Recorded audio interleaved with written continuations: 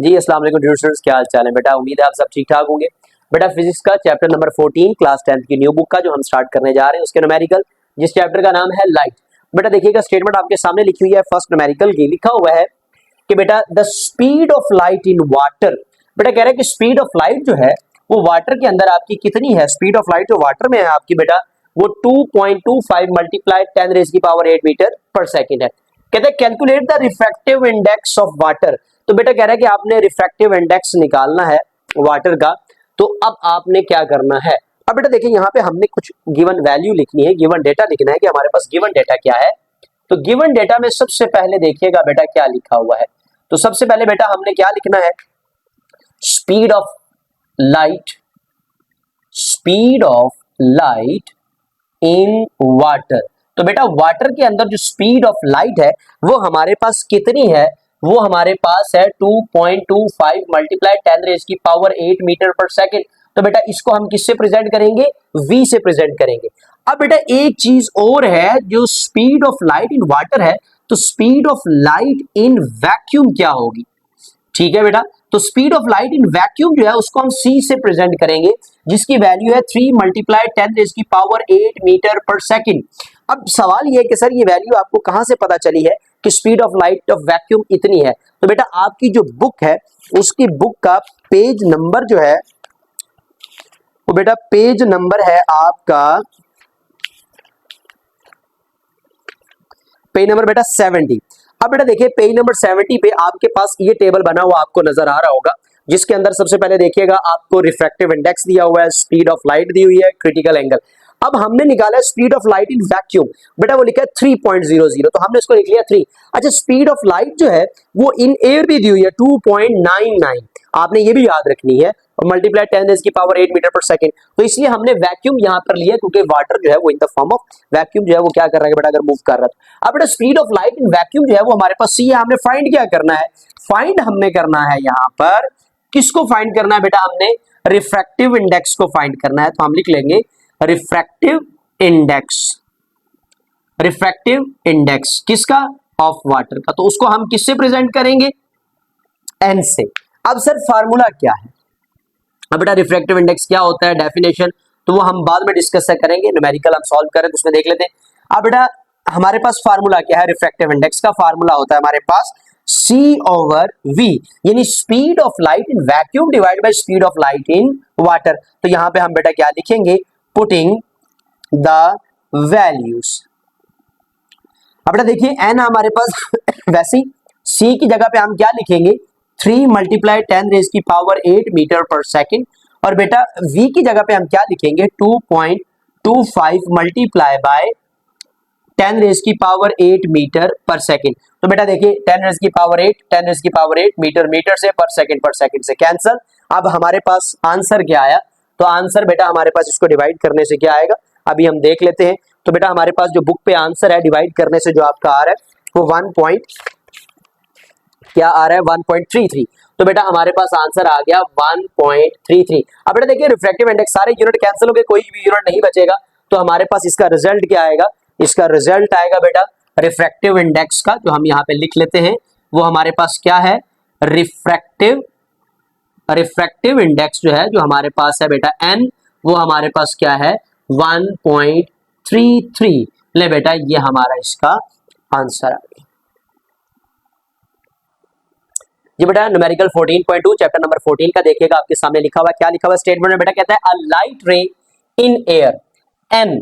बेटा अगर आप याद करें हमने फर्स्ट न्यूमेरिकल के अंदर क्या निकाला था, रिफ्रैक्टिव इंडेक्स निकाला था जो हमने n से शो किया। इसका मतलब है रिफ्रैक्टिव इंडेक्स ऑफ एयर जो है वो कितना हो गया 1, और strike a glass surface and 2, refractive index of glass कितना हो गया बेटा 1.5। At an angle of incidence. अब बेटा एंगल ऑफ इंसिडेंस हमारे पास कितना है 30 डिग्री। कहता है find the angle of refraction inside the glass. बेटा एंगल ऑफ रिफ्रैक्शन यानी हमने r फाइंड करना है। तो बेटा सबसे पहले हम यहाँ पे देखते हैं गिवन डेटा हमें क्या दिया हुआ है। तो हम गिवन डेटा में सबसे पहले क्या लिखेंगे बेटा,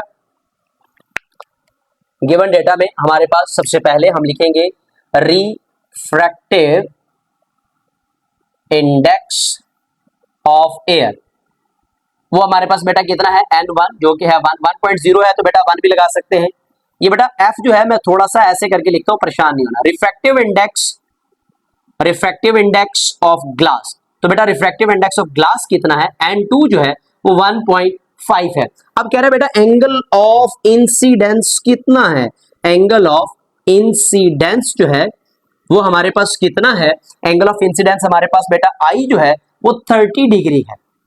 ठीक है बेटा, हमने फाइंड क्या करना है, एंगल ऑफ रिफ्रैक्शन। तो बेटा हम फाइंड पे लिख लेते हैं कि हमने जो चीज फाइंड करनी है वो क्या है हमारे पास, एंगल ऑफ रिफ्रैक्शन। तो एंगल ऑफ रिफ्रैक्शन बेटा हम उसको किससे प्रेजेंट करेंगे, R से। तो एंगल के लिए बेटा आप साथ एंगल भी लगा सकते हैं यहाँ पे, जैसे मैंने स्टार्ट में आपको बताया, तो आप इधर भी एंगल लगा सकते हैं। ठीक है, अब बेटा हमारे पास फार्मूला क्या है, तो हम यहाँ पे लिखेंगे यूजिंग स्नेल्स लॉ। अब बेटा हम लोग यहाँ पे क्या यूज करेंगे, स्नेल्स लॉ यूज करेंगे। वो फार्मूला है रिफ्रैक्टिव इंडेक्स ऑफ एयर और sine I is equal to refractive index of glass और साइन R। ठीक है बेटा, तो अब हमने इसी के अंदर वैल्यू पुट करनी है और बेटा इसको सॉल्व कर लेना है। ले हमारा ये क्वेश्चन न्यूमेरिकल जो है वो सॉल्यूशन के करीब पहुंच गया। तो बेटा हम यहाँ पर क्या लिखेंगे, पुटिंग द वैल्यूज। अब बेटा हम लोग इसी के अंदर क्या करेंगे, वैल्यूज को पुट कर देंगे। तो पुटिंग द वैल्यूज, तो बेटा क्या वैल्यूज है इसमें, n1 की जगह पे मैंने क्या लगा देना है 1, और बेटा इसकी जगह पे साइन I की जगह पे 30 डिग्री, और n2 की जगह पे बेटा क्या लगा देना है 1.5 और साइन R। अब बेटा साइन 30 किसके बराबर होता है, 0.5 के बराबर होता है। तो हमने 0.5 लिख लिया, 1.5 ऐसे ही, और यहाँ पे क्या हो जाएगा साइन R। अब बेटा हमने क्या करना है, इसको 1 से मल्टीप्लाई करें तो वैल्यू आ जाती है 0.5 is equal to 1.5 sine R। अब बेटा 1.5 इधर क्या हो रहा है मल्टीप्लाई, इधर हो गया क्या हो जाएगा बेटा डिवाइड, तो हमारे पास क्या बन जाएगा साइन R। तो साइन R जो है जब हम इसे डिवाइड करेंगे बेटा आंसर क्या आएगा, डिवाइड करने से, तो डिवाइड करेंगे बेटा जब हम लोग इसे, तो क्या आंसर आएगा देखेंगे, 0.5 डिवाइड बाय 1.5, तो बेटा आंसर आ रहा है 0.33333। इट्स ऑन है, तो हम बेटा इतना ही लिख लेंगे। अब बेटा हमने क्योंकि R फाइंड करना है तो ये साइन है, उधर ही हमारे पास क्या हो जाएगा साइन इनवर्स 0.33333। तो अब बेटा देखिए हम इसे क्या करेंगे, इसका साइन इनवर्स लेंगे, तो हम लिखेंगे साइन इनवर्स 0.3333। तो जितनी बार भी आप लिखेंगे बेटा आंसर आएगा 19.469। तो 19.469 डिग्री। तो अब बेटा हमने इसको करना क्या, राउंड ऑफ कर लेना है। जब हम इसको राउंड ऑफ करेंगे तो हमारे पास आंसर क्या हो जाएगा, राउंड ऑफ करने से इसका आंसर हो जाएगा R is equal to 19.47 degree.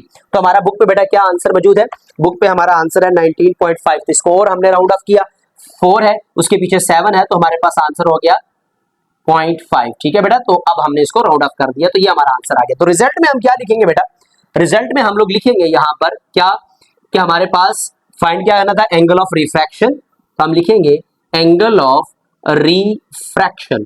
तो एंगल ऑफ रिफ्रैक्शन जो बेटा R था वो हमारे पास 19.5 डिग्री जो है, ये आंसर आ गया।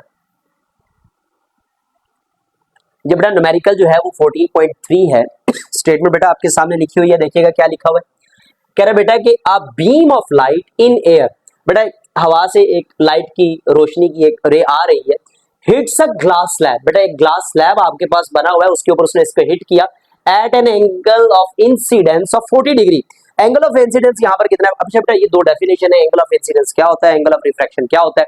एंगल ऑफ इंसिडेंस बेटा वो होता है कि जब हमारे पास सोर्स ऑफ लाइट से जो है वो रे आ रही होती है, ग्लास स्लैब के ऊपर पड़ेगी, वहां पे जो एंगल जो है नॉर्मल रे और इंसिडेंट रे के दरमियान में बनेगा, उसे हम एंगल ऑफ इंसिडेंस कहते हैं। वो कह रहा है बेटा वो 40 डिग्री है। अब वो आगे कह रहा है कि find the angle of refraction inside the glass. अच्छा बेटा अगर आप देखें तो आपके पास एक दो चीजें उसने दी हुई है, एक उसने दी हुई है एयर और एक उसने दिया हुआ है ग्लास। इसका मतलब है कि हमें यहाँ पे दो डेटा खुद से लिखना है। अगर पीछे वाला न्यूमेरिकल अब याद करें तो हमने रिफ्रैक्टिव इंडेक्स ऑफ एयर और रिफ्रैक्टिव इंडेक्स ऑफ ग्लास लिखा था, तो हमने यहाँ पर क्या करना है, वही चीजें मेंशन करने की कोशिश करनी है। और मैंने आपको जो बुक का टेबल बताया था वो आपने दोबारा से जुबानी याद रखना है। तो देखिए गिवन डेटा में बेटा हम लोग क्या लिखेंगे, गिवन डेटा में मैं वही चीजें निकाल के यहाँ पे लिखूंगा। वो क्या है सर, सबसे पहली चीज बेटा refractive index, refractive index of air. Air का जो बेटा रिफ्रैक्टिव इंडेक्स था N1 वो हमारे पास 1.0 था। अगर आपको नहीं भी आता तो बेटा फिर आपको दोबारा से वो बुक के मैं बता देता हूं कि आपका बुक का जो पेज नंबर है बेटा वो है आपका पेज नंबर 70। अब बेटा अगर आप देखें तो ये देखिए रिफ्रैक्टिव इंडेक्स का ये आपके पास पहला कॉलम बना हुआ है। तो मैंने अभी यहां पर लिखा बेटा रिफ्रैक्टिव इंडेक्स ऑफ किसका, मैं यहां पे लिख रहा हूं इन एयर का। रिफ्रैक्टिव इंडेक्स ऑफ एयर जो है 1.00 है, तो मैंने 1 लिखा। अब दूसरा बेटा मैंने क्या लिखना है, रिफ्रैक्टिव इंडेक्स ऑफ ग्लास लिखना है। अब बेटा यहां पे अगर आप ग्लास का देखें तो आपके पास दो रिफ्रैक्टिव इंडेक्स दिए हुए हैं ग्लास के, एक ग्लास फ्रंट का दिया हुआ है और ग्लास क्राउन का दिया है। तो हमने बेटा ग्लास क्राउन लेना है यहाँ पे, वो कितना है हमारे पास 1.52 है। तो अब बेटा देखिए हम वहां पे लिख लेते हैं 1.52, ठीक है बेटा। तो ये हमारे पास यहाँ पे ये आप वैल्यू पुट कर ली। अब बेटा तीसरी बात, एंगल ऑफ इंसिडेंस कितना है, एंगल ऑफ इंसिडेंस। तो बेटा एंगल ऑफ इंसिडेंस जो आई है वो आपके पास है 40 डिग्री। हमने एक्चुअली बेटा फाइंड क्या करना है, हमने बेटा फाइंड करना है एंगल ऑफ रिफ्रैक्शन। तो एंगल ऑफ रिफ्रैक्शन को बेटा हम लोग किससे प्रेजेंट करेंगे, आर से प्रेजेंट करेंगे यहाँ पे। तो अब बेटा यूजिंग स्नेल्स लॉ, वही चीजें हमने उसकी यूज करनी है। तो हम क्या लिखेंगे, यूजिंग स्नेल्स लॉ। अब स्नेल्स लॉ बेटा हमारे पास क्या है, वो हमारे पास है n1 sin i is equal to n2 sin r। तो यहां पे हम बेटा क्या करेंगे, इसकी वैल्यू पुट करने जाएंगे। तो जब हम इसमें वैल्यू पुट करेंगे तो क्या लिखेंगे बेटा, पुटिंग द वैल्यूज। अब बेटा अब इसमें वैल्यू पुट करेंगे तो n1 की जगह पे क्या पुट करूंगा 1 और sin i 40 degree is equal to n2 की जगह पे 1.52 और sin r। अब बेटा 1, अब हमने sin 40 डिग्री लेना है। तो बेटा देखिए हमारे पास sin 40 डिग्री किसके बराबर है, तो बेटा sin 40 डिग्री जो है वो हमारे पास होगा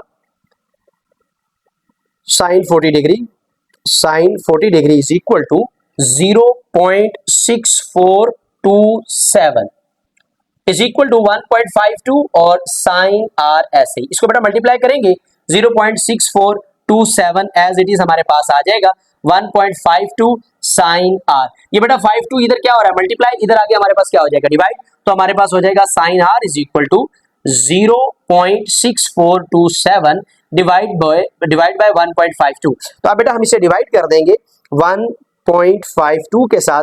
तो हमारा आंसर क्या आया यहाँ पे 0.4228। अब बेटा इधर r है इधर साइन है, तो हमारे पास यहाँ पे हो जाएगा साइन इनवर्स 0.4228। तो अब बेटा हमने क्या लेना है, यहाँ पर साइन इनवर्स लेना है 0.4228। तो हमारे पास आंसर आया बेटा इसका 25.01 डिग्री। तो अब बेटा देखते हैं क्या हमारी बुक पे इसका यही आंसर है।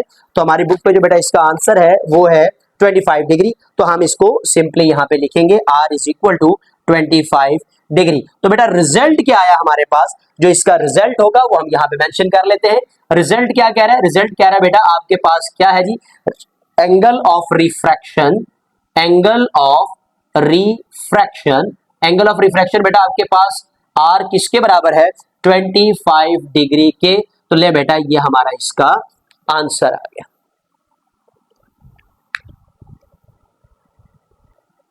ये बेटा न्यूमेरिकल 14.4 है, देखिएगा स्टेटमेंट आपके सामने लिखी हुई है। इजी है बेटा न्यूमेरिकल, स्टेटमेंट से ही नजर आ रहा है कि न्यूमेरिकल आसान है, लेकिन स्टेटमेंट थोड़ी बड़ी लिखी है। देखिए क्या बेटा क्या लिखा हुआ है, a ray of light travel from air into an unknown liquid हमें मालूम नहीं है। अब वो बेटा कह रहा है कि आपकी एक रे जो है वो ट्रेवल कर रही है एयर से एक लिक्विड के अंदर। The angle of incidence in air, angle of incidence in air बेटा कितना है 45 degree and the angle of refraction in liquid वो कितना है 30 डिग्री। इसका मतलब है बेटा एंगल ऑफ इंसिडेंस एयर में है, एंगल ऑफ रिफ्रैक्शन जो है वो लिक्विड में है। और कहता है calculate the refractive index of liquid. इसका मतलब है रिफ्रैक्टिव इंडेक्स ऑफ लिक्विड दे रहा है, तो इसका मतलब है हमारे पास एक तो एयर है और एक हमारे पास लिक्विड है। इसका मतलब है रिफ्रैक्टिव इंडेक्स ऑफ एयर हमें पहले से मालूम है बेटा, वो क्या है हमने न्यूमेरिकल 2 में भी वही लिखा, 3 में भी वही लिखा। तो इसका मतलब है गिवन डेटा में भी हम वही लिखेंगे और वो है 1। ठीक है बेटा, तो गिवन डेटा, तो सबसे पहले बेटा हम लोग क्या लिखेंगे बेटा हम लोग रिफ्रैक्टिव इंडेक्स ऑफ एयर। अब बेटा वो हमारे पास है n1 जो कि हमारे पास है 1.00, तो हम उसे क्या लिखेंगे जस्ट 1 लिखेंगे।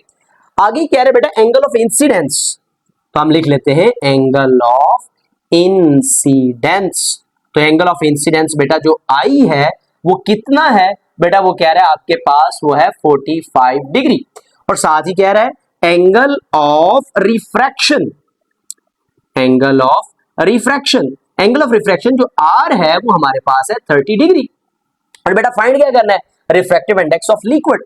तो ले बेटा हम यहाँ पे फाइंडिंग की हेडिंग देते हैं और लिखते हैं कि हमने फाइंड क्या करना है, refractive index of liquid, refractive index of liquid. अब बेटा रिफ्रैक्टिव इंडेक्स ऑफ लिक्विड को हम लोग N2 से प्रेजेंट करेंगे, क्यों बेटा, excuse me, refractive index of air N1 है जो कि हमारे पास 1 है, तो रिफ्रैक्टिव इंडेक्स ऑफ लिक्विड जो है वो N2 होगा बेटा, डेफिनेट सी बात है। अब हम यहां पर फार्मूला लगाएंगे, वो क्या है, वही जो हमने बार बार यूज किया हुआ है, यूजिंग स्नेल्स लॉ। अब बेटा हम यहां पर क्या यूज करेंगे, स्नेल्स लॉ, और स्नेल्स लॉ हमारे पास क्या है, N1 sin I is equal to N2 sin R। अब बेटा हम यहां पे क्या लिखेंगे, पुटिंग द वैल्यूज। तो अब बेटा यहां पे हम लोग जब लिखेंगे पुटिंग द वैल्यूज, तो वैल्यूज को पुट करेंगे तो बेटा क्या होगा देखते हैं, क्योंकि हमें एक चीज तो फाइंड करनी है, तो लिहाजा N1 की जगह पे बेटा हम लोग 1 पुट करेंगे और साइन आई की जगह पे हम बेटा हम 45 डिग्री, यानी आई की जगह पे हम 45 डिग्री पुट करेंगे। और बेटा N2 तो हमने फाइंड करना है, तो R की जगह पे साइन 30 डिग्री। अब बेटा देखिए हम लोगों ने साइन 45 डिग्री लेना है और देखना है हमारे पास क्या आंसर है। तो साइन 45 डिग्री बेटा हमारे पास वो कितना है, 0.707, और 1 से जब मल्टीप्लाई करेंगे तो यही हो जाएगा N2, और साइन 30 बेटा 0.5 है। अब 0.5 बेटा इधर क्या हो रहा है, मल्टीप्लाई, इधर आगे क्या हो जाएगा, डिवाइड, तो हमारे पास ये हो जाएगा N2।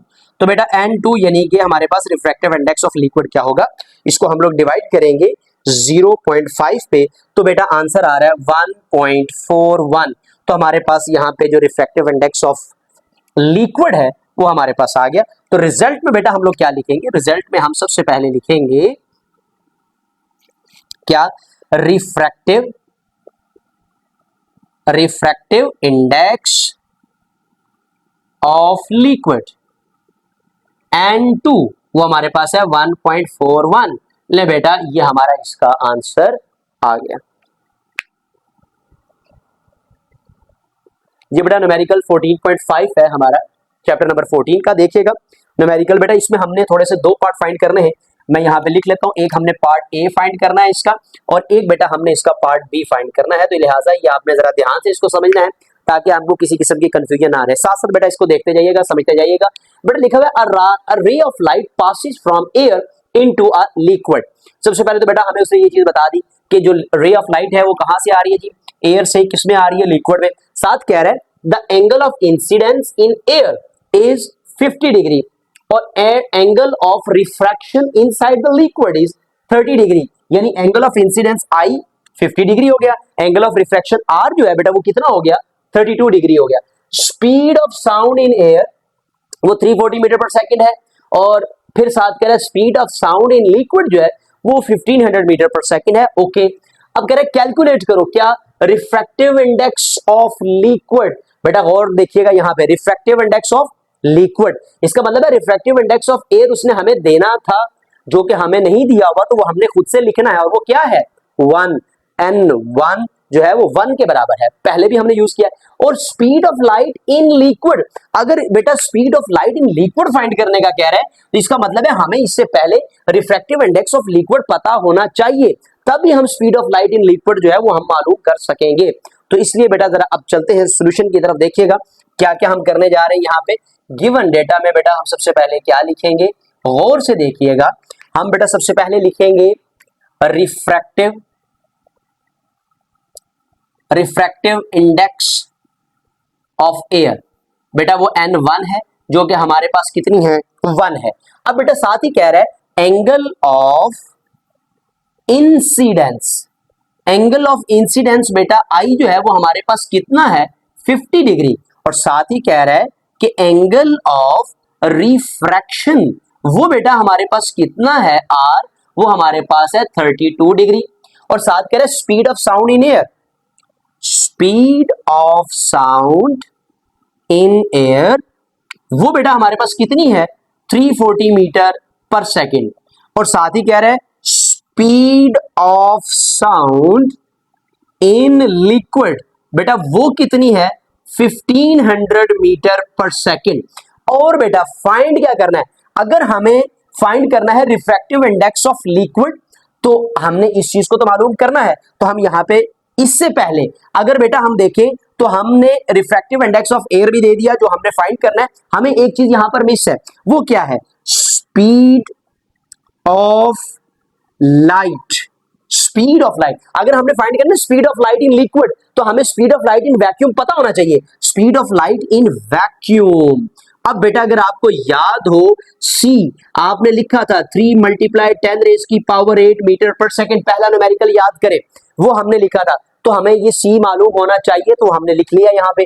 अब बेटा ये दो चीजें देखें, हमने एक रिफ्रैक्टिव इंडेक्स खुद से लिखा, एक speed of light in vacuum हमने खुद से लिखी। ये आपने याद भी रखनी है बेटा एमसीक्यूज के लिहाज से भी। ये वही टेबल से हमने ली है जो पेज नंबर 70 पे था। अब बेटा हमने फाइंड क्या करना है, यहाँ पे हम फाइंड की हेडिंग देंगे और फाइंड करने के लिए बेटा सबसे पहले हम लिखेंगे ए में हमने क्या फाइंड करना है, ए पार्ट में हमने फाइंड करना है रिफ्रैक्टिव इंडेक्स ऑफ लिक्विड। तो बेटा रिफ्रैक्टिव इंडेक्स ऑफ लिक्विड हमारे पास क्या होगा N2, क्योंकि refractive index of air N1 है। एक तो ये हमने फाइंड करना है। बी पार्ट में बेटा हमें क्या कह रहा है कि आपने स्पीड ऑफ